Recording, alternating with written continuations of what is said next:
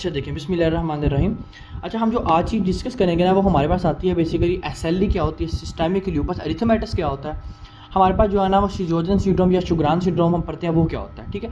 अच्छा, ये पढ़ने से पहले मैं आपको कुछ हाइपर सेंसिटिविटी रिएक्शंस बता दूं कि हाइपर सेंसिटिविटी रिएक्शन होते क्या और उसमें बेसिकली चीज़ें आती क्या। देखो, सबसे पहले हम बात करते हैं, हमारे पास जो है ना ये हाइपर सेंसिटिविटी जो रिएक्शन होती है ना, ये बॉडी में क्या होती है। देखो, बॉडी के किसी भी हम बात करें ना, बॉडी में खुद किसी भी ऑटो इम्यूनिटी की वजह से बॉडी की अपनी ही इम्यूनिटी जब बॉडी में आपकी कम हो जाती है ना, उसका इफेक्ट कम हो जाता है ना, तो बॉडी के डिफरेंट मैकेनिज्म्स आके उस इम्यूनिटी को डिस्ट्रॉय कर देती है, जिसको हम ऑटो एंटीबॉडीज कहते हैं। यानी बॉडी की अपनी एंटीबॉडी ही बॉडी को नुकसान पहुंचाना स्टार्ट कर देती है। तो फिर ये कुछ हाइपर सेंसिटिविटी रिएक्शंस स्टार्ट होते हैं। अब बात करते हैं हाइपर सेंसिटिविटी रिएक्शंस स्टार्ट होते हैं, उनमें कौन कौन सी चीज़ें आती हैं। देखो, सबसे पहले जो हमारे पास आता है ना टाइप 1 हाइपर सेंसिटिविटी रिएक्शन, याद रखना इसमें जो एंटीबॉडी आती है वो आती है हमारे पास आईजीई एंटीबॉडी। ठीक है, जिसको आप एलर्जिक एंटीबॉडी भी कहते हो। अब इसमें जो एंटीबॉडी होती है ना, उसमें हमारे पास अब कौन कौन सी चीज़ें इसमें इंक्लूड होती हैं। हम कहते हैं सबसे पहले जो इंक्लूड होती है वो हमारे पास होते हैं बेजोफिल्स। ठीक है। सेकंड नंबर पे जो चीज़ इंक्लूड होती है वो हमारे पास होते हैं मास्ट सेल्स, यानी हाइपर सेंसिटिविटी 1 रिएक्शन में basophils and mast cell increase होते हैं। अब ये क्या करवाते हैं, जब बेजोफिल्स और मास्ट सेल्स की क्वांटिटी ज़्यादा होती है और ये बॉडी में बहुत एक्सेस क्वांटिटी में हो जाती है, तो ये बॉडी में एनाफाइलेक्सिस करवाते हैं, एनाफाइलेक्टिक रिएक्शंस करवाते हैं, या एनाफाइलेक्टिक शॉक नहीं भरते, वो भी यही करवाते हैं। हमारे पास क्या करवाते हैं, हमारे पास एलर्जीज करवा रहे होते हैं ये। ठीक हो गया। अच्छा, अब हम सेकंड नंबर पे बात करते हैं कि अगर हमारे पास जो है ना वो टाइप 2 हाइपर सेंसिटिविटी रिएक्शन है, तो ये क्या होते हैं। इसमें याद रखना, इसमें आपके पास दो एंटीबॉडीज होती है, एक होती है आईजीजी एंटीबॉडी, एक होती है आईजीएम एंटीबॉडी। अब देखो, आईजीजी एंटीबॉडी ऐसी एंटीबॉडी होती है जो कि मदर में प्लेसेंटा के थ्रू बच्चे में ट्रांसफर हो रही होती है और 6 महीने तक ये रहती है और 6 महीने तक बच्चे को करती है, प्रोटेक्ट करके रख रही है। उसके बाद 6 महीने के बाद ये खत्म हो जाती है, फिर बच्चा खुद अपनी बनाता है। आईजीजी और आईजीएम हमारे पास क्या एंटीबॉडी होती है, जो कि आपके पास सब फर्स्ट एंटीबॉडी होती है। हमारा जो फर्स्ट एंटीबॉडी होती है वो होती है आईजीएम एंड आईजीडी एंटीबॉडी। अच्छा, अब देखो, ये एंटीबॉडी बेसिकली हम पढ़ेंगे ना इम्यूनोलॉजी, उसमें डिटेल से पढ़ेंगे, लेकिन आपको बता रहा हूँ कि आईजीजी एंटीबॉडी क्या होती है, आईजीएम एंटीबॉडी क्या होती है। अब बात करते हैं इसकी वजह से हमारे पास कौन कौन से बॉडी के रिएक्शंस एक्टिवेट होंगे। हमारे पास जो नेचुरल किलर सेल्स होते हैं वो हमारे पास इधर आएंगे। ठीक है। उसके बाद हमारे पास जो इजिनोफिल्स होते हैं, ठीक है, वो आएंगे, जो इयोसिनोफिलिक होते हैं वो आते हैं। उसके बाद जो न्यूट्रोफिल्स होते हैं वो आते हैं, और हमारे पास कुछ मैक्रोफेज जो होते हैं वो हमारे पास इस रिएक्शन में इंक्लूड होते हैं। अब अगर ये चीज़ें आती है तो ये बॉडी में क्या करवाते हैं, तो याद रखना ये बॉडी में हमारे पास करवाती है ऑटो इम्यून हीमोलिटिक अनीमिया। ये बॉडी में करवाती है auto immune haemolytic anaemia. Second number पे ये करवाती है हमारी बॉडी में क्या, गुड पोस्चर सिंड्रोम।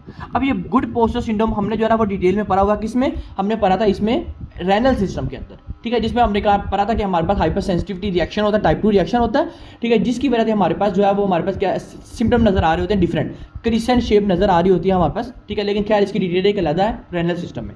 अच्छा, अब बात करते हैं ये थे टाइप 2 रिएक्शन से। टाइप 3 हाइपर सेंसिटिविटी रिएक्शन में क्या होता है। टाइप 3 हाइपर सेंसिटिविटी रिएक्शन में हमारे पास जो एंटीबॉडी एंटीजन होते हैं ना, देखो मैं बेसिकली जो टाइप 3 हाइपर सेंसिटिविटी रिएक्शन होता है ये डेंजरस होता है एज कंपेयर टू टाइप 2 के। तो इसमें होते क्या है, इसमें हमारे पास जो एंटीबॉडी और साथ एंटीजन कम्प्लेक्स होते हैं ना, वो हमारे पास डिपॉजिट हो जाते हैं। अब इसका मतलब क्या है, बेसिकली देखो होता ये कि बेसिकली हमारे पास जो एंटीजन होती है ये एक प्रोटीन होती है, और एंटीबॉडी क्या होती है। देखो मैं कहता हूँ, देखो ये एक एंटीजन है और एक एंटीबॉडी है। बेसिकली होता ये कि एंटीजन और एंटीबॉडी आपस में मिल नहीं सकते, लेकिन जब ये आपस में मिलते हैं ना, तो ये बॉडी के डिफरेंट टिश्यूज को जाकर नुकसान पहुंचाते हैं। हम ये पढ़ेंगे आज की डिजीज में। अब देखो, अगर एंटीजन और एंटीबॉडी कम्प्लेक्स मिलते हैं ना, तो सबसे पहले जो चीज़ एक्टिवेट होती है ना, वो आपके न्यूट्रोफिल्स होते हैं। फिर उसके बाद लिम्फोसाइट और मैक्रोफेज भी होते हैं, लेकिन हम बात करें कि न्यूट्रोफिल इसमें एक्टिवेट होते हैं। अब इसमें हमारे पास कौन कौन सी आती है, इसमें हमारे पास आता है सबसे पहले सीरम सिकनेस सिंड्रोम। ठीक है। सेकंड नंबर पे हमारे पास आती है हमारे पास पोस्ट स्ट्रेप्टोकोकस ग्लोमेरुलोनेफ्राइटिस, ये भी एक रेनल की डिसीज है, नेफ्राइटिक सिंड्रोम में आती है। थर्ड नंबर पे हमारे पास आती है क्या, ल्यूपस नेफ्राइटिस, या हम जिसको SLE भी पढ़ते हैं। ठीक हो गया। उसके बाद आता है हमारे पास क्या, टाइप 4 हाइपर सेंसिटिविटी रिएक्शन।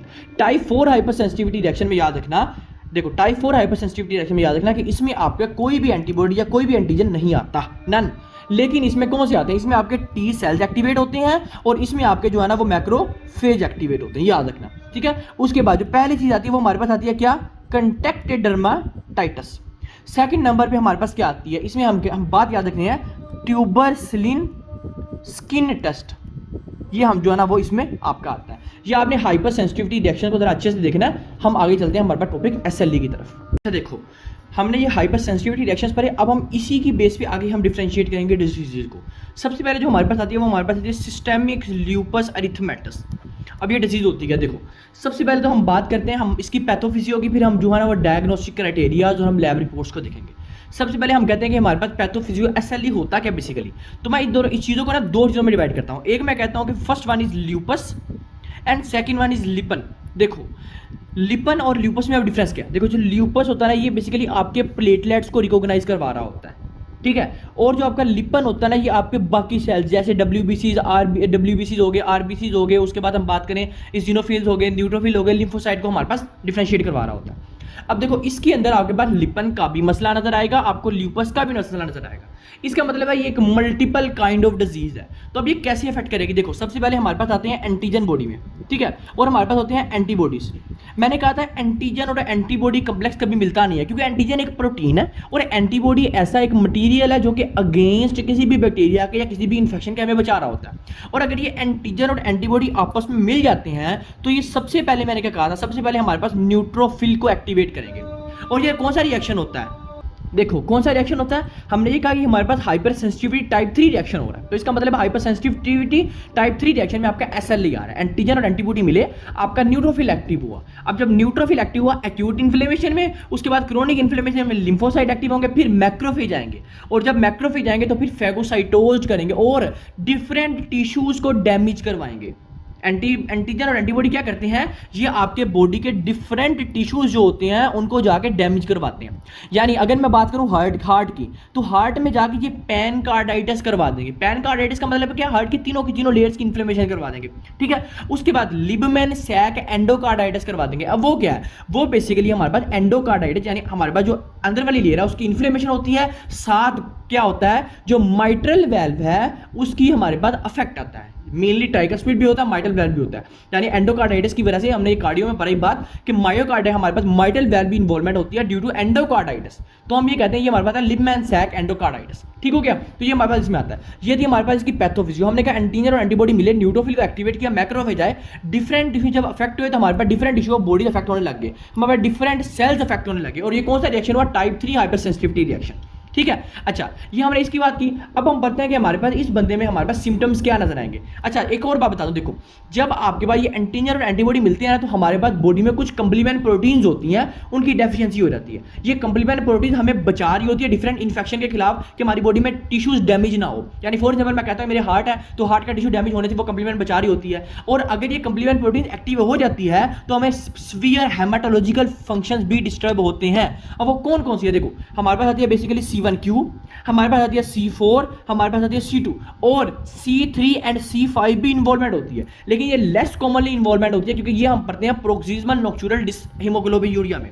तो इसलिए आती है इसमें C1Q, C4 एंड C2, ये तीन ही जो हमारे पास कंप्लीमेंट प्रोटीन होती है इनकी डेफिशिएंसी हो जाती है। तो हमने ये इसकी पैथोफिजियो डिस्कस की। उसके बाद हम कहते हैं कि हमारे पास डायग्नोस्टिक क्राइटेरिया क्या होता है। देखो मैं इधर लिखता हूँ कि पेशेंट आएगा फीवर के साथ, पेशेंट आएगा हमारे पास वेट लॉस के साथ, थर्ड नंबर पे पेशेंट आएगा लिम्फ एडिनोपैथी के साथ। और अगर लिम्फ एडिनोपैथी इसका मतलब है एडिमा भी पेशेंट में जरूर होगा, लिम्फ की वजह से एडिमा भी होगा। अब बात करते हैं लिम्फ एडिनोपैथी की वजह से एडिमा क्यों होता है। देखो होता ये कि बेसिकली मैं कहता हूँ कि ये मेरे पास एक ब्लड वेसल है, ठीक है, एक ब्लड वेसल मेरे पास जो है ना वो ब्लड की ट्रैवल हो रहा है और ये मेरे पास जो है ना ये इंटरस्टिशियल स्पेस है, ये वाली, ठीक है, ये वाली जो है ना इंटरस्टिशियल स्पेस है। अब होता है कि जब आपका ब्लड यहाँ अकुमुलेट ज्यादा हो जाता है ना तो फिर आपका ब्लड इधर पोर्स होते हैं उसके थ्रू हमारे पास इंटरस्टिशियल स्पेस में ज्यादा चला जाता है। और जब इंटरस्टिशियल स्पेस में ज़्यादा हो जाता है ना तो फिर आपका जो फ्लूइड होता है ना वो यहाँ अकुमुलेट होने लग जाता है इंटरस्टिशियल स्पेस के अंदर। अब ये इंटरस्टिशियल स्पेस में अकुमुलेट होने लग जाता है। अब इसको बचाता कौन है, यहाँ हमारे पास पड़े होते हैं हमारे पास लिम्फ नोड्स। क्या पड़े होते हैं, लिम्फ नोड्स। ये लिम्फ नोड का कनेक्शन होता है सीधा आपके हार्ट के साथ। तो ये आपके पास जो लिम्फ नोड थे, यानी लिम्फ नोड करते क्या है, ये बेसिकली ये जो फालतू फ्लूइड बाहर निकला हुआ है ना इंटरस्टिशियल स्पेस में, इसको पकड़ के आपके हार्ट की तरफ फेंकते हैं। लेकिन अगर मैं कहता हूं इस लिम्फ नोड्स का मसला बन जाए, लिम्फ एडिनोपैथी हो जाए, तो इसका मतलब है ये जो फ्लूइड निकला होगा ये यहीं पे पड़ा रहेगा। और जब ये यहीं पे पड़ा रहेगा तो हम इसे कहते हैं दिस इज कॉल्ड एडिमा। और ये दो टाइप्स का होता है, एक हमारे पास है पिटिंग एडिमा, एक होता है नॉन पिटिंग एडिमा। ठीक हो गया। हम दो टाइप्स कहते हैं, एक होता है एक्सुडेटेड एडीमा, एक होता है ट्रांसुडेटेड एडीमा। एक्सुडेटेड एडीमा कहते हैं अगर वो जो एडीमा है उसके अंदर प्रोटीन भी आ जाए, और अगर प्रोटीन आ जाए तो हम उस एडीमा को हार्ड एडीमा भी कहते हैं, यानी आप पिंच आउट करते हो तो पिंच नहीं होता। और जो ट्रांसुडेटेड एडीमा होता है इसके अंदर प्रोटीन नहीं होती, सिर्फ वाटर होता है, इस वजह से हम इसको सॉफ्ट एडीमा भी कहते हैं, हम इसको पिटिंग एडीमा भी कहते हैं। ठीक हो गया। अच्छा ये था हमारे पास। अब हमने कहा फीवर आया, वेट लॉस आया, लिम्फेडिनोपैथी आई, उसके बाद बेसिकली याद रखना ओरल अल्सर के साथ आएगा बंदा, ये बहुत इंपॉर्टेंट कॉम्प्लिकेशन है। कॉम्प्लिकेशन क्या है, सिम्टम है। उसके बाद हमारे पास क्या आएगा, साइकोसिस या फिर सीजर के साथ आएगा। उसके बाद हम कहते हैं हमारे पास क्या जी, किडनी डैमेज होगी। कोई भी आपसे पूछता है कि आपके एसएलई में कौन कौन से ऑर्गन डैमेज होंगे, तो मेनली जो ऑर्गन डैमेज होगा वो आपकी किडनी होगी। उसके बाद जो ऑर्गन डैमेज होगा वो आपका हार्ट होगा, क्योंकि पैनकार्डाइटिस करवाएगा, लिमेंस एंडोकार्डाइटिस करवाएगा। तो ये हमारे पास पैथोफिजियो थी। उसके बाद हमने कुछ डायग्नोस्टिक क्राइटेरियाज पढ़े। अब एक मोस्ट कॉमन याद रखना कि आपके पास यहां बटरफ्लाई शेप नजर आएगी, आपके पास किधर, फेस के ऊपर। फेस के ऊपर आपको बटरफ्लाई शेप अपीयरेंस नजर आएगी, चीक्स के ऊपर, ठीक है। ये डायग्नोस्टिक क्राइटेरिया एसएलई का। इसके अलावा और कहीं भी बटरफ्लाई शेप अपीयरेंस नजर नहीं आएगी। और ये मेनली मोस्ट कॉमनली आपके पास जो अडल्ट फीमेल्स होती है उसमें अफेक्टेड की होती है, ठीक है। अच्छा अब हम उसके बाद बात करते हैं कि हमारे पास कुछ एंटीबॉडीज होती हैं, वो कौन कौन सी होती है। देखो सबसे पहले इसमें आती है हमारे पास कौन सी, anti phospholipid antibody, anti phospholipid antibody positive. अब एंटी फोस्फोलिपिड एंटीबॉडी पॉजिटिव होती है, या हम एंटी फोस्फोलिपिड सिंड्रोम भी कहते हैं, वो आगे डिस्कस करते हैं। लेकिन एंटी फोस्फोलिपिड एंटीबॉडी जो होती है ना, ये आपको पॉजिटिव मिलती है। अब एंटी फोस्फोलिपिड एंटीबॉडी जो होती है ना, ये आपके पास दो टाइप्स की होती है, बता देता हूं। देखो एक हमारे पास इसमें आती है एंटी कार्डियोलिपिन एंटीबॉडी, एक हमारे पास आती है हमारे पास एंटी ग्लाइकोप्रोटीन एंटीबॉडी। अब ये दो एंटीबॉडी का मतलब क्या है, देखो मैंने कहा एंटी फोस्फोलिपिड एंटीबॉडी दो तरह की होती है, एक एंटी कार्डियोलिपिन होती है, एक हमारे पास एंटी ग्लाइकोप्रोटीन होती है। अब बात करते हैं हमारे पास एंटी कार्डियोलिपिन किस लिए होती है। देखो एंटी कार्डियोलिपिन जो एंटीबॉडी होती है, इसमें आपके पास देखो हमारे पास कोई भी जब आता है ना, देखो फॉर एग्जांपल एक पार्टनर्स आए हैं, उन्होंने सेक्स किया, आफ्टर सेक्स उन्हें सिफिलिस हो गई है, या फिर उसको जो है ना वो हमारे पास जो है ना गोनोकोकल इन्फेक्शन हो गई है, नाइजेरियल इन्फेक्शन हो गया है, मेनिंजाइटिस वगैरह हो गया, यानी कोई भी इन्फेक्शन हो गया आफ्टर सेक्स, तो हम फिर एंटीबॉडी को रूल आउट करते हैं, वो एंटी कार्डियोलिपिन एंटीबॉडी होती है। लेकिन जो एंटी कार्डियोलिपिन एंटीबॉडी होती है, यहां आपको फॉल्सली पॉजिटिव मिलेगी। फाल्सली पॉजिटिव का मतलब है उन्होंने कोई भी सेक्स नहीं किया, उन्होंने कोई भी सेक्सुअल रिस्पॉन्स परफॉर्म नहीं किया, लेकिन फिर भी पॉजिटिव मिली है, तो हम कहते हैं फाल्सली पॉजिटिव मिलेगी anti cardiolipin antibody. Second number पे एंटी ग्लाइकोप्रोटीन एंटीबॉडी मिलेगी। तो एंटी ग्लाइको जो प्रोटीन एंटीबॉडी होती है, इसको आप ल्यूपस एंटीबॉडी भी कहते हो। तो हम कहते हैं कि देखो इसके अंदर आपके पास बॉडी में क्योंकि बॉडी में कोआगुलेशन ज्यादा हो रही है, मैंने क्योंकि ल्यूपस डिस्टर्ब है ना, तो ल्यूपस को कहते हैं प्लेटलेट्स, और बॉडी में कोआगुलेशन ज्यादा हो रही है, तो बॉडी में आपको फाल्सली पीटीटी इंक्रीज मिलेगा। असल में पीटी इंट्रिंसिक फैक्टर का कोई मसला नहीं है, लेकिन पीटीटी फाल्सली इंक्रीज मिल रहा है, तो हम इसलिए कहते हैं एंटी ग्लाइकोप्रोटीन एंटीबॉडी। तो हमने कहा था एंटी फोस्फोलिपिड एंटीबॉडी दो टाइप्स की होती है, एक एंटी कार्डियोलिपिड एंटीबॉडी होती है, एक एंटी ग्लाइकोप्रोटीन एंटीबॉडी होती है। तो ये दो, एक फाल्सली पॉजिटिव मिलेगी और यहाँ पे आपको फाल्सली पॉजिटिव मिलेगी, ठीक है। लेकिन हाँ पॉजिटिव जरूर मिलेगी एसएलई के अंदर, ठीक है। सेकंड नंबर पे हम कहते हैं हमें जो है ना वो एंटी हिस्टामीन एंटीबॉडी मिलेगी, ठीक है। थर्ड नंबर पे याद रखना इसके अंदर आगे बाद एंटी न्यूट्रोफिलिक एंटीबॉडी पॉजिटिव मिलेगी, ठीक हो गया, ये आप लोगों ने याद रखना। फोर्थ नंबर पे आपको एंटी डीएनए एंटीबॉडी पॉजिटिव मिलेगी। ये आप लोगों ने चार एंटीबॉडी इधर अच्छे से देख लेनी है, आप लोगों को किसी किस्म का कोई मसला हो तो आपको ये क्लियर करेंगे, ठीक हो गया। अच्छा अब देखो, अब हम बात करें, देखो अब एसएलई है ना, देखो होता ही है कि हमने ये कहा कि हाइपर सेंसिटिविटी जो रिएक्शन है ना वो आपका टाइप 3 हो रहा है, ठीक है। ये एक डेंजरस रिएक्शन हो रहा है। अच्छा अब इस रिएक्शन के अंदर हमारे पास क्या होगा, इस रिएक्शन के अंदर देखो हमारे पास बॉडी में डिफरेंट टिश्यूज डैमेज होंगे, हमारी बॉडी में डिफरेंट ल्यूपस का मसला बनेगा, ल्यूपस के मसले होने की वजह से हमारे पास कोआगुलेशन होगी, तो इसका मतलब है हमारे पास हेपेटिक वेन थ्रोम्बोसिस हो सकती है, हमारे पास पोर्टल वेन थ्रोम्बोसिस होती है जिसको बर्ड शियारी सिंड्रोम भी कहते हो, हमारे पास क्या हो सकता है, हमारे पास लिवर सिरोसिस हो सकता है, हमारे पास हम बात करें हमारे पास डीवीटी हो सकता है, क्योंकि थ्रोम्बोसिस आपके डिफरेंट रीजन्स में बढ़ रहे हैं, ठीक है। हमारे पास क्या हो सकता है, हमारे पास एमआई हो सकता है, हमारे पास एंजाइनल अटैक हो सकता है, लेकिन एंजाइनल अटैक मोस्ट कॉमनली नहीं है, एमआई है ज्यादा कॉमनली, ठीक है। तो आप लोगों ने ये चीजें याद रखनी है इसके अंदर। लेकिन आपको कहा मोस्ट कॉमनली आपके पास रेनल आर्टरी स्टेनोसिस होगी, मतलब आपका रेनल इन्वॉल्वमेंट होगा, यानी अगर मैं बात करूं ये मेरे पास किडनी है तो ये रेनल आर्टरी है, तो रेनल आर्टरी स्टेनोसिस होगी। और जब रास रेनल आर्टरी स्टेनोसिस होती है तो फिर इसका मतलब है किडनी आपकी प्रॉपर फंक्शन परफॉर्म नहीं करेगी और आपके डिफरेंट हार्मोनल मैकेनिज्म डिस्टर्ब होंगे। और देखो अगर देखो अब मैं एक बात बताता हूं कि आपका जो है ना रास है, रेनल आर्टरी स्टेनोसिस है, रेनल आर्टरी स्टेनोसिस की वजह से आपके बॉडी में ना तो हमारे पास यहां आके एल्डोस्टेरोन सही तरह से काम कर पाएगा, ना तो एडीएस सही तरह से काम कर पाएगा, तो हमारी बॉडी में क्या होगा, हमारी बॉडी में हाइपरटेंशन हो जाएगी, समझ आ रही है? हमारी बॉडी में ब्लड बहुत ज़्यादा अकुमुलेट होगा जिसकी वजह से हाइपरटेंशन हो सकती है। हमारी बॉडी में हमारे पास क्या जी, सोडियम कम हो सकता है, हमारी बॉडी में फॉस्फेट जो है वो बॉडी में ज़्यादा हो सकता है, ठीक है, पोटेशियम ज़्यादा हो सकता है। तो ये आप लोगों ने मैकेनिज्म याद रखने हैं किडनी के लिहाज से हमारे पास अगर रेनल आर्टरी स्टेनोसिस होती है तो, ठीक है। तो ये था हमारे पास SLE का टॉपिक। अच्छा देखो, सेकंड नंबर पे हमारे पास जो आता है ना, हम उसको शिजोर्जन सिंड्रोम पर हो या आप जो है ना शुगरान सिंड्रोम पर हो, जो आप इसको मर्जी प्रोनाउंस कर लो। अच्छा, अब इसमें होता क्या बेसिकली हमारे पास कुछ एक्सोक्राइन ग्लैंड्स होते हैं। एंडोक्राइन की बात नहीं कर रहा, एक्सोक्राइन कर रहा हूं। एंडोक्राइन में तो पिट्यूटरी आ गया, हाइपोथैलेमस आ गया, टेस्टिस, ओवरीज वगैरह आ गया, पैंक्रियाज आ गया।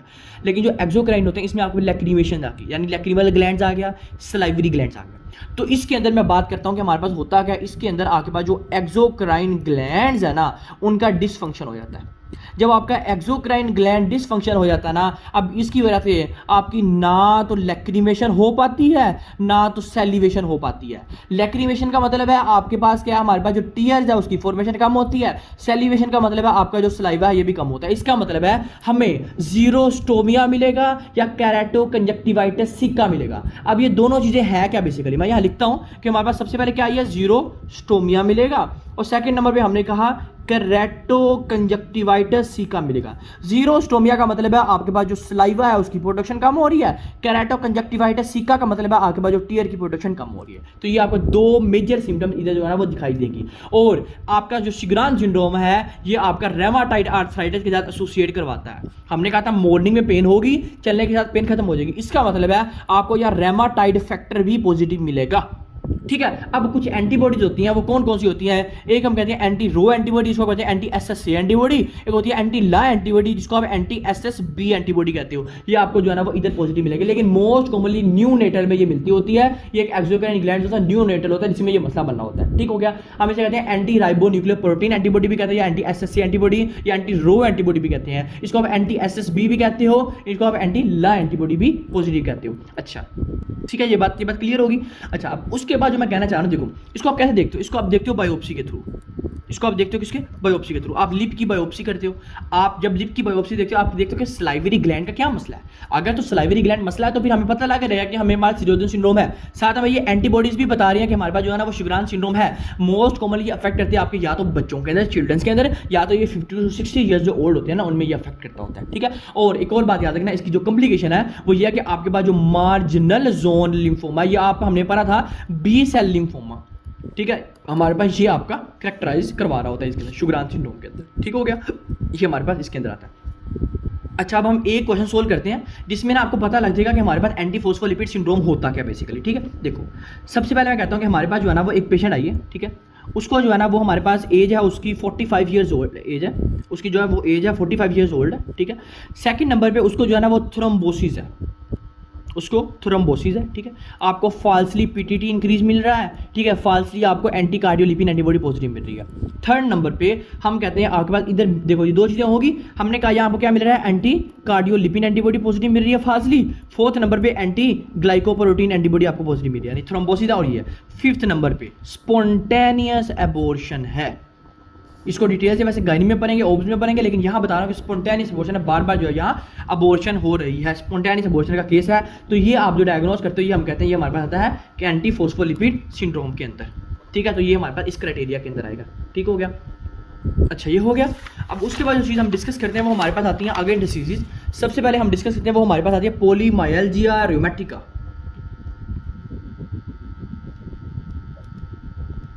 अच्छा, अब जो है ना वो आप इसको कैसे डायग्नोस कर पाते हो, मैं आपको सिंपल सी बताता हूँ। देखो हमारे पास बॉडी के डिफरेंट मसल्स जब उसकी इन्फ्लेमेशन हो जाती है ना, तो हम कहते हैं डिफरेंट मसल्स और डिफरेंट जॉइंट्स की बेसिकली मसल्स की इन्फ्लेमेशन की वजह से हम कहते हैं पोलीमायल्जिया रूमेटिका, ठीक हो गया। अच्छा, ये भी आपका मॉर्निंग स्टिफनेस के साथ एसोसिएट है, इस वजह से यहाँ रियोमैक का नाम याद है, लफ्ज़ यूज हो रहा है, ठीक है। अब हम मैं एक डायग्नोस करते हैं, आपको पता लग जाएगा। सबसे पहले एक पेशेंट आया है, ग्रेटर देन मेल है, 50 ईयर्स ओल्ड उसकी एज है, ग्रेटर देन 50 ईयर्स ओल्ड है, ठीक है। वो कह रहा है उसको जो है ना वो पेन हो रही है डिफरेंट जॉइंट्स के अंदर, ठीक है, मसल्स के अंदर। हम बात करेंगे थर्ड नंबर पे, हम कहते हैं उसको जो है ना वो मसल स्टिफनेस है। फोर्थ नंबर पे मसल स्टिफनेस की बात की, उसके बाद हम कहेंगे क्या है, हमें जो है ना वो कहता है कि मॉर्निंग सिकनेस है, यानी जब सुबह उठता है तो फिर मसला होता है, बाकी मसला नहीं है। पांचवें नंबर पे आप देखते हो इसका जो ESR है वो आपको इंक्रीज मिल रहा है। छठे नंबर पे C रिएक्टिव जो प्रोटीन है वो भी आपको इंक्रीज मिल रही है।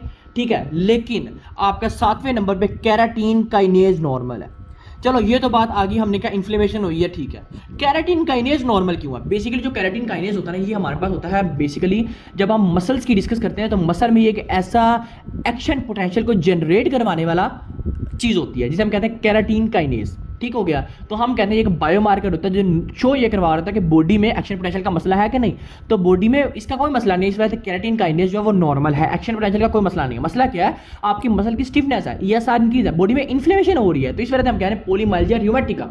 फिर हम इसको कैसे ठीक करते हैं? हम स्टेरॉइड देते होते हैं। मैंने कहा ग्रेटर देन 50 ईयर्स ओल्ड है, पेन हो रही है, स्टिफनेस है, मॉर्निंग सिकनेस है, ESR C reactive protein increase है, सीके नॉर्मल है, केराटिन काइनेज नॉर्मल है, तो हम डायग्नोज ये करते हैं कि हमारे पास क्या आता है? पॉलीमाइल्जिया र्यूमेटिका आता है। मोस्ट कॉमनली आपके फीमेल्स इफेक्ट होते हैं इसके अंदर, ठीक है। मेल जो है ना वो कम ही इफेक्ट होते हैं, ठीक है। अच्छा, अब इसमें एक और बात मैं आपको बता दूं जरा डिटेल। देखो, ये वाला जो बंदा होता है ये आपका एसोसिएट करवाता है टेम्पोरल आर्टरी आर्थराइटिस के साथ, जिसको आप जाइंट सेल आर्थराइटिस भी कहते हैं। यानी बॉडी में जो डिफरेंट आर्टरीज है ना, जो कि लार्ज आर्टरीज है, मेनली अयोटा आ गया, एब्डोमिनल अयोटा आ गया, ये वाली जो आर्टरीज है ना वो अफेक्ट कर रही होती हैं, तो ये आपकी डिजीज इसके साथ एसोसिएट करवाती है। ठीक हो गया। आपने ये चीज़ जो है ना वो अच्छे से देख लेनी है। बाकी हम टेम्पोरल आर्टरी आर्थराइटिस को अभी आगे से देख लेते हैं कि हमारे पास होता क्या। अच्छा, सेकंड नंबर पे जो हमारे पास डिजीज आती है वो हमारे पास आती है व्हाट इज फाइब्रोमाइल्जिया।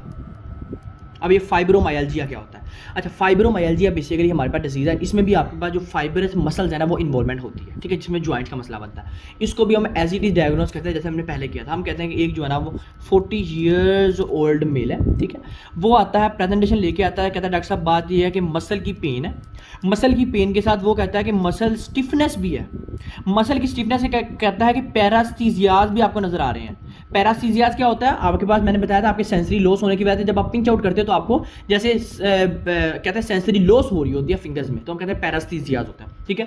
उसके बाद पेशेंट आता है इनसोम्निया के साथ, यानी जो है ना वो स्लीपिंग डिस्टर्बेंस के साथ। उसके बाद आता है किसके साथ? डिप्रेशन के साथ, और साथ आता है फटीग के साथ। तो ये आपके पास आती है किसकी? फाइब्रोमाइल्जिया की डायग्नोसिस। तो आपको मैंने कहा आपके पास बेसिकली यही चीज़ें आपको पता होनी चाहिए, जिसकी वजह से आप कह सकते हो कि हमारे पास ये फाइब्रोमाइल्जिया, ये पॉलीमाइल्जिया रोमैटिक है, ठीक है। लेकिन हाँ, इधर ये बता दूं, यहाँ आपको जो ईएसआर है ये आपको नॉर्मल मिलेगा, ठीक है। वहाँ आपको ईएसआर इंक्रीज मिलेगा, यहाँ ईएसआर नॉर्मल मिलेगा। यहाँ मॉर्निंग सिकनेस होगी, मसल स्टिफनेस होगी, यहाँ मॉर्निंग सिकनेस नहीं है लेकिन मसल स्टिफनेस मिलेगी। यहाँ पैरास्थीजियाज नहीं है, यहाँ पैरास्थीजियाज है, या ESR C reactive protein increase है, या ईएसआर जो है वो नॉर्मल मिलेगी, ठीक है। सीके भी नॉर्मल मिलेगा क्योंकि एक्शन पोटेंशियल का कोई मसला नहीं है। इंसोम्निया यहाँ है या नहीं है, पैरास्थीजियाज यहाँ है, यहाँ नहीं है, तो ये जो है ना वो ऐसी एसिडिस डायग्नोस कर लेना। बाकी हाँ, इसको एंटी डिप्रेसेंट दे सकते हैं, रेगुलर एक्सरसाइज करवाओ, ठीक है। उसके बाद जो है ना हम जो है ना न्यूरोपैथिक पेन के लिए हम देख, एक बात याद रखना, कोई भी न्यूरोपैथिक पेन है, कोई भी न्यूरोपैथिक पेन है। अब न्यूरोपैथिक पेन क्या होती है? न्यूरोपैथिक पेन होती है जो कि आपके पास, देखो फॉर एग्जाम्पल मैं कहता हूँ कि ना आपके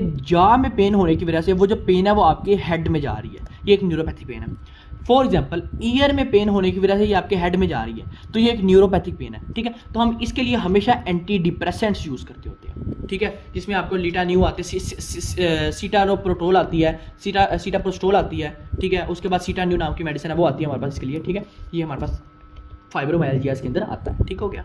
अच्छा, उसके बाद जो हम बात चीज़ डिस्कस करने लगे वो हमारे पास आती है क्या? पोलीमायोसाइटिस या डर्मेटोमायोसाइटिस। ये ज़रा अच्छे से आप लोग देखना क्योंकि ये मज़े की डिजीज है। देखो, हमारे पास हम ना दो में डिफ्रेंशिएट करते हैं। एक मैं कहता हूँ कि हमारे पास जो है ना वो होता है पोलीमायोसाइटिस, एक हम कहते हैं हमारे पास होता है डर्मेटोमायोसाइटिस, ठीक है। अच्छा, ये दोनों एक क्रोनिक इन्फ्लेमेशन है किसकी? आपके मसल्स की, ठीक हो गया ना। अब हम बात करते हैं इसमें बेसिकली मिलता क्या। पहले हम कुछ सिमिलैरिटीज देख लेते हैं, फिर हम डिफरेंशिएट देख लेते हैं, ठीक है। देखो, सबसे पहले याद रखना आपको जो है ना वो पोलीमायोसाइटिस या डर्मेटोमायोसाइटिस में याद रखना आपको जो केराटिन काइनेज है वो आपको इंक्रीज मिलेगा दोनों के अंदर। ये मैंने कहा क्रोनिक इन्फ्लेमेशन है और एक्शन पोटेंशियल का मसला बन रहा है, इस वजह से केराटिन काइनेज आपको इंक्रीज मिलेगा दोनों में, ठीक हो गया। सेकंड नंबर पे जो आपको वो होगी हमारे पास एंटी न्यूक्लियर एंटीबॉडी पॉजिटिव मिलेगी। यहाँ भी आपको जो है ना वो एंटी न्यूक्लियर एंटीबॉडी पॉजिटिव मिलेगी, याद ये चीज़, ठीक है, ये बहुत इंपॉर्टेंट। उसके बाद हम बात करते हैं हमारे पास एंटी जो 1 एंटीबॉडी यहाँ भी पॉजिटिव मिलेगी, यहाँ भी आपको जो है ना वो एंटी जो 1 एंटीबॉडी पॉजिटिव मिलेगी। आप देख रहे हो कि आपको जो है ना बायोमार्कर्स, जहाँ हम बात करें एंटीबॉडीज आपको सब में पॉजिटिव मिल रही हैं, ठीक हो गया। उसके बाद हम इसके लिए यूज करते हैं सिग्नल रिसेप्टर प्रोटीन, तो हमारे पास यहां मिलती है एंटी सिग्नल रिसेप्टर प्रोटीन भी पॉजिटिव मिलेगी, यहां भी आपको एंटी सिग्नल रिसेप्टर प्रोटीन आपको पॉजिटिव मिलेगी। देखो पहली बात की है, आगे बात केराटिन कैंडिडेट पॉजिटिव है, सेकंड नंबर पे हमने कहा एंटी न्यूक्लियर एंटीबॉडी पॉजिटिव है, थर्ड नंबर पे हमने कहा एंटी जो एंटीबॉडी पॉजिटिव है, फोर्थ नंबर पे हमने कहा anti signal receptor antibody positive है, फिफ्थ नंबर पे कहते हैं हेलिकेज पॉजिटिव है। हेलिकेज के लिए हम एक एंटीबॉडी का वर्ड यूज करते हैं, वो हमारे पास है MI2, या हम कहते हैं एंटी हेलिकेज एंटीबॉडी पॉजिटिव कह लो, या आप कह लो एंटी MI2 एंटीबॉडी पॉजिटिव कह लो, ये भी आपको जो है ना वो दोनों तरफ मिलती होती है। तो आप लोगों ने ये चीज याद रखनी है अपने सिमिलैरिटीज में। अच्छा, अब उसके बाद याद रखना, देखो आपके पास छठे नंबर पे आपके पास क्या होगा, ये जो नकल्स हैं, ये जो नकल्स हैं हमारे पास, ठीक है, आपके पास यहां इन्फ्लेमेशन हो जाएगी तो ये आपको थोड़े बिग बिग दिखाई देंगे, पहली बात।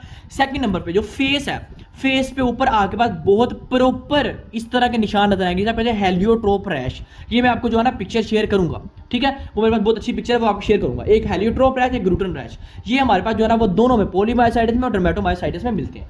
अब ठीक हो गया, हमने सिमिलैरिटीज तो डिस्कस कर लिया, अब हम करते हैं और हमें पता भी लग गया कि दोनों एक क्रोनिक इन्फ्लेमेशन है, फिर हम कैसे कह सकते हैं कि इनमें डिफरेंस क्या है। तो डिफरेंस बेसिकली ये कि जो पॉलीमायोसाइटिस है इसमें आपका CD4+ का मसला बनता है, जो सॉरी CD8+ का मसला बनता है, ठीक है, जो CD8+ रिसेप्टर्स होते हैं ना टी सेल्स, उनका मसला बनता है। जो डर्मेटोमायोसाइटिस होता है इसके अंदर आपके पास CD4+ का मसला बनता है, ये आपके पास मेन डिफरेंस आता है इसके अंदर, ठीक है। उसके बाद जो डर्मेटोमायोसाइटिस है ये मैलिग्नेंसी करवाता है, कैंसर करवाता है, लेकिन जो आपका पॉलीमायोसाइटिस है ये आपका कोई भी कैंसर नहीं करवाता। अच्छा, ये तो आगे ये बात मैं एक बार रिपीट करता हूं, मैंने कहा कि जस्ट केराटिन काइनेज पॉजिटिव में है, एंटी न्यूक्लियर एंटीबॉडी पॉजिटिव है, एंटी जोवान एंटीबॉडी पॉजिटिव है, anti specific receptor protein antibody positive है, उसके बाद हमने कहा एंटी हेलिकेज एंटीबॉडी पॉजिटिव है, उसके बाद हमने बात की कि CD8+ है, CD4+ है, मैलिग्नेंसी ये करवाता है, मैलिग्नेंसी ये नहीं करवाता, ये आपको पॉइंट पता लग गया। अब जो आपको चीज बताने लगा वो हमारे पास ये है कि देखना, देखो हिस्टोपैथोलॉजी में क्या मिलता है। हिस्टोपैथोलॉजी बेसिकली जो आपका है ना, ये आपके मेन वर्ल्ड का क्वेश्चन में आता होता है कि हमारे पास क्या, देखो अगर तो हम बात करें हमारे पास पॉलीमायोसाइटिस में, तो पॉलीमायोसाइटिस में याद रखना आपको एंडोमीसियल इन्फ्लेमेशन मिलेगी, ऑफ कौन से सेल आते हैं, CD8+ सेल्स। अगर हम बात करें डर्मेटोमायोसाइटिस में तो आपको यहां मिलेगी हमारे पास पेरीमीजियल। अब एंडोमीसियल और पेरीमीजियल पढ़ने से पहले आप लोगों को वो पता होना चाहिए, जो मैंने आपको फिजियो का टॉपिक पढ़ाया था पहला, ठीक है, यहां आपको पेरीमीजियल इन्फ्लेमेशन मिलेगी किसकी, CD4+ एंटीबॉडी की। तो ये आप लोगों ने मेन चीज याद रखनी है पॉलीमायोसाइटिस में और डर्मेटोमायोसाइटिस में, ये याद रखना इसके अंदर, ठीक है। जो हमने आज के टॉपिक डिस्कस किए वो जरा आपको बता देता हूं एक बार, कि हमने सबसे पहले कहा हमारे पास जो है ना वो एंटी हाइपर सेंसिटिविटी रिएक्शंस कौन कौन से होते हैं, ठीक है। उसके बाद हमने कहा SLE क्या होता है, SLE में हमने पढ़ा this is differentiate into lupus and lupin. Lupus का मतलब है आपको कोएगुलेशन ज़्यादा मिलेगी, लिपन का मतलब है आपको RBCs WBCs इज़ोनोफिल्स का काउंट म्यूटेशन मिलेगा। उसके बाद हमने कहा फीवर होगा, वेट लॉस होगा, लिम्फेडिनोपैथी होगी, एडिमा होगा, ओरल अल्सर होंगे, सीजर होंगे, रेनल इफेक्ट होंगे, ठीक है। उसके बाद जो चीज़ हमने डिस्कस की वो हमने कहा हमारे एंटीफॉस्फोलिपिड एंटीबॉडी पॉजिटिव होगी, जो कि एंटी कार्डियोलिपिन को कहते हैं और एंटी ग्लाइकोप्रोटीन को कहते हैं। उसके बाद हमने कहा फाल्सली पॉजिटिव क्यों मिलती होती है, ठीक है। एंटी हिस्टामिन एंटीबॉडी पॉजिटिव होती है, ठीक है। बेसिकली जो एंटी हिस्टामिन एंटीबॉडी पॉजिटिव होती है ना, हम बेसिकली ड्रग्स के साथ एसोसिएट करवाते हैं, यानी कोई आइसोनाइजाइड ले रहा है, ठीक है, टीबी की ड्रग्स ले रहा है ना, बेसिकली उसके अंदर आपको एंटी हिस्टामिन एंटीबॉडी भी पॉजिटिव मिलती है, ठीक हो गया। यानी फॉर एग्जांपल इसको टीबी है और वो टीबी की ड्रग्स ले रहा है, आइसोनाइजाइड होती है, ठीक है। अब वो जो 3 तरह की ड्रग्स होती हैं वो मुझे अभी याद है कि आइसोनाइजाइड होता है, ठीक है, बाकी 3 तरह की ड्रग्स होती है वो एंटी हिस्टामिन एंटीबॉडी वहाँ पॉजिटिव मिलती है। थर्ड नंबर पे हम कहते हैं एंटी न्यूट्रोफिलिक एंटीबॉडी, और हम बात करते हैं एंटी डीएनए एंटीबॉडी पॉजिटिव। हमने शुगरान सिंड्रोम पर, उसके बाद जो चीज़ हमने डिस्कस की वो हमने कहा SLE हमने कहा, ठीक है। अच्छा, उसके बाद हमने जो चीज़ डिस्कस की वो हमने कहा पॉलीमाइल्जिया रिमेटिका क्या होता है। पॉलीमाइल्जिया रिमेटिका के हमने जो है ना वो डायग्नोस्टिक क्राइटेरियाज पर, फाइब्रोमाइल्जियाज पर, पॉलीमायोसाइटिस और डर्मेटोमायोसाइटिस हमने डिस्कस किया। अच्छा देखो, जो हमारे पास अब एक डिजीज आती है हम उस डिजीज का डिस्कस करते हैं, हम कहते हैं व्हाट इज मायोसाइटस ओसिफिकेंस। अच्छा, अब ये मायोसाइटस ओसिफिकेंस बेसिकली हमारे पास डिजीज होती क्या, देखो हम कहते हैं इस डिजीज के अंदर आगे पास जो मसल्स है ना, ठीक है, उनकी ओसिफिकेशन हो जाती है। ओसिफिकेशन का मतलब है आगे पास जो मसल्स है ना उनके पोर्स, फॉर एग्जाम्पल मैं कहता हूँ ये एक मसल है मेरे पास, ठीक है, ये मसल में ना आगे पास छोटी छोटी हमारे पास डिफरेंशिएशन होने लग जाती है, इसे कहते हैं ओसिफिकेशन। यानी जब आपका कैल्शियम आके डिपॉजिट होने लग जाए ना किसी भी चीज़ में, हमें पता अच्छे से कि कैल्शियम आके इन मसल को स्टिमुलेट कर रहा होता है, तो अगर कैल्शियम आके डिपॉजिट होने लग जाए ना तो फिर ओसिफिकेशन हो जाती हैं और आपके पास जो मसल है ना उसका काम सही नहीं रहता, तो हम कहते हैं मायोसाइटिस ओसिफिकेंस। आपके पास मसल्स की इन्फ्लेमेशन होती है, क्यों, क्योंकि ओसिफिकेशन की वजह से, कैल्शियम डिपॉजिट होने की वजह से। तो हम कहते हैं एक हेट्रोट्रोफिक ओसिफिकेशन है। तो हमें हिस्टोपैथोलॉजी में क्या मिलेगा, हेट्रोट्रोफिक ओसिफिकेशन मिलेगा, या हम कहते हैं आपको एग शेल काल्सिफिकेशन भी मिलती है। दोबारा सुना क्या कहा, बात करते हैं आगे, लेकिन मैं कह रहा हूं कि हमारे पास क्या मिलता है, आपको egg shell egg shell calcification भी आपको मिलते हैं। कैल्सिफिकेशन मैंने क्यों लफ्ज इसलिए डिस्कस किया था कि आपका जो कैल्शियम है वो आके डिपॉजिट हो जाती है, उसको आप ओसिफिकेशन कहते हैं, ओसिफाइड हो जाती है बोन, कैल्सिफिकेशन कहते हैं हम कैल्शियम का डिपॉजिट होना। तो हम कहते हैं एग शेल कैल्सिफिकेशन हमें यहाँ मिलती होती है। अब हम बात करते हैं कि हमारे पास होता क्या बेसिकली, आपके पास जो है ना बेसिकली नॉर्मल मसल्स आते हैं, कौन से, क्वाड्राइसेप्स मसल। अब जो क्वाड्राइसेप्स हमारे पास मसल आते हैं ना, हम कहते हैं इन क्वाड्राइसेप्स जो का मेनली स्केलेटल मसल आते हैं ना, क्वाड्राइसेप्स मसल्स में आपके पास क्या होता है, कैल्शियम के डिपॉजिट होने की वजह से आपके पास ओसिफिकेशन हो जाती है, यानी वो मसल ओसिफाइड हो जाता है, वो मसल अपना काम सही तरह से परफॉर्म नहीं करता। उस मसल में आपके पास जो ए बैंड है, जी लाइन है, आई बैंड है, जो हमने चीजें डिस्कस की हैं वो आपके पास कंप्रेस कर जाती हैं, जिसकी वजह से हम कहते हैं हमारे पास कैल्शियम डिपॉजिट हुआ है और यहाँ ओसिफिकेशन हो गई है। ठीक है, तो ये हमारे पास ये बात करते हैं। और इसमें आपको क्या मिलता है, इसमें आपको एग शेल कैल्सिफिकेशन मिल रहा होता है। ठीक है, और हम कहते हैं देखो, अब एक बात याद रखना कि आपको मैं एक चीज बता दूं कि जब भी कहीं भी कैल्शियम डिपॉजिट होता है ना, कैल्शियम सबसे पहले जाके क्या करवाता है, आपकी कैल्सिफिकेशन करवाता है। कैल्सिफिकेशन की वजह से, अगर तो कैल्सिफिकेशन आपकी बोन में है तो बोन की ओसिफिकेशन हो जाएगी, अगर तो मसल में है तो मसल की ओसिफिकेशन हो जाएगी। अब उसकी वजह से हमारे पास क्या होता है, हमारे पास कुछ फाइब्रस होते हैं वो डिपॉजिट होने लग जाते हैं, जिसको आप कहते हो फाइब्रोब्लास्टिक प्रोलिफरेशन। अब ये जो फाइब्रोब्लास्टिक प्रोलिफरेशन होते हैं ना, ये बेसिकली इन्फ्लेमेशन करवा रहे होते हैं, जिस वजह से हम डिसीज को कहते हैं मायोसाइटस ओसिफिकेशन। दोबारा सुनना बात, मैंने क्या कहा कि आपके जो क्वाड्राइसेप्स फेमोरस क्वाड्राइसेप्स मसल्स थे, जो स्केलेटल मसल आते हैं, बेसिकली हमने कहा जो कैल्शियम डिपॉजिट हुई, कैल्शियम डिपॉजिट होने की वजह से वहां आपकी ओसिफिकेशन होगी, कैल्सिफिकेशन हुई, वहां आपके अगर तो बोन की ओसिफिकेशन हुई या फिर मसल की ओसिफिकेशन हुई, उसकी वजह से आपका फाइब्रस डिपॉजिट हुआ, और ये फाइबर जो डिपॉजिट हुआ ये आपका इन्फ्लेमेशन करवा रहा है। इस वजह से हम कहते हैं दिस इज कॉल्ड मायोसाइटस ओसिफिकेशंस। ठीक है, तो ये आगे बाद डिसीज आती है मायोसाइटस ओसिफिकेशन।